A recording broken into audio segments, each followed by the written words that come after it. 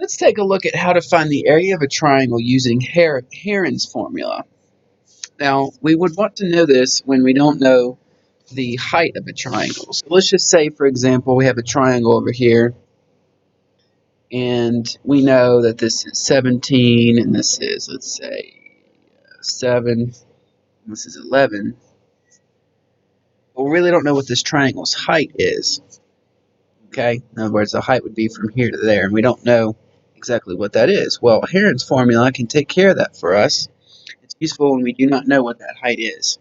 Here's the formula, and we need to talk about also the S in this formula has its own formula. The formula is the area of a triangle is the square root of S times S minus A times S minus B times S minus C, where A, B, and C are the side lengths of the triangle, and S is equal to 1/2 A plus B plus C.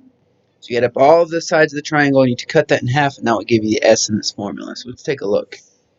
Find the area of a triangle having side lengths A equals 43, B equals 53, and C equals 72 meters. Now, how do you know to use Heron's formula? You don't know the height of this triangle, right? I mean, it'd be really hard to figure that out. It's possible, but it's a lot easier just to use Heron's formula rather than trying to figure that out. So what we're going to do is determine S first, which is just A plus B plus C over 2. Plugging all three of these things, dividing by 2, and you get 84. So S in Heron's formula is 84. Next, we're going to plug that stuff into the formula.